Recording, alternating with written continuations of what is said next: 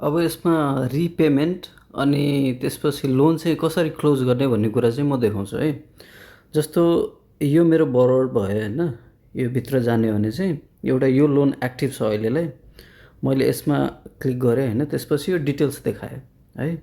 अब जस्तो कि यो मान्छेले चाहिँ मलाई बिचमा चाहिँ केही पे गर्यो कि पार्सियल पेमेन्ट होइन, त्यसको लागि चाहिँ तल एड पेमेन्ट भन्ने छ होइन, यसमा क्लिक गर्ने। कति पैसा चाहिँ रिपे गरेँ त होइन, जस्तो 10,000 मैले राखेँ अनि कहिले चाहिँ पे गरेँ त होइन, जस्तो कि भनौँ 2025 है। अब अर्को कुरा के छ भने चाहिँ यहाँ फ्युचरको डेट राख्नु मिलेन है, किनभने त्यो पास्टको कुरा हो नि त।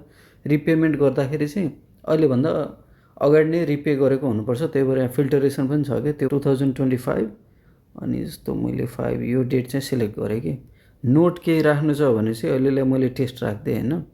यस्तो डिटेल कि ताकि पछि चाहिँ रिकल गर्न सजिलो होस् कि कहिले रिपे गरेको, के सिचुएसनमा गरेको, त्यो सबै कुराहरू पछि सम्झिनलाई सजिलो होस् भनेर सेभ मैले क्लिक गरेँ होइन। सेभ ठ्याक्कै पेमेन्ट रिसिभ्डमा चाहिँ देखाउँछ कि, अनि यो डिडक्ट भएर आउँछ कि। यति बेला हो कि हामीले जब लोन क्रिएट गरेर हुन्छ नि, त्यति बेला हामीले सेलेक्ट गर्छ नि प्रिन्सिपल फर्स्ट कि इन्टरेस्ट फर्स्ट, केमा चाहिँ डिडक्ट गर्ने भन्ने कुरा चाहिँ हामीले सेलेक्ट गरे हुन्छ कि।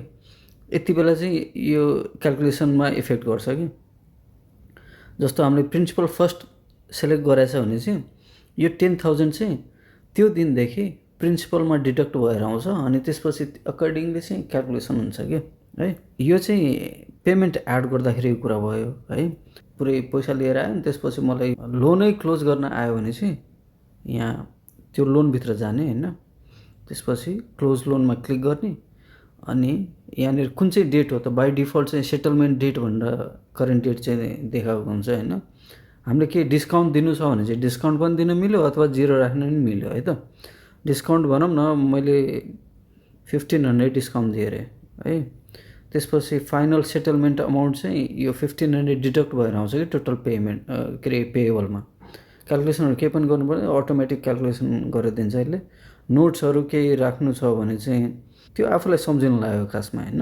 त्यसपछि मैले क्लोज लोनमा क्लिक गर्दाखेरि यसले पपअप जस्तो सोध्छ कि क्लोज्ड हुन्छ भनेर चाहिँ एउटा देखाएको सेटलमेन्ट हुन्छ होइन। अनि यो चाहिँ फेरि चाहिँ यसलाई अनडन गर्न मिल्दैन भन्ने कुरा देखाएको हो कि। मैले क्लोज क्लिक गरेँ होइन, त्यसपछि यो लोन चाहिँ क्लोज भयो कि। अब यसरी चाहिँ जस्तो स्ट्याटस यहाँ हेर्ने भने क्लोज भयो, रिपेमेन्ट कति गरेको थियो, अनि त्यसपछि सेटलमेन्ट अमाउन्ट कति छ होइन, त्यो सबै कुराहरू चाहिँ यहाँनिर छ।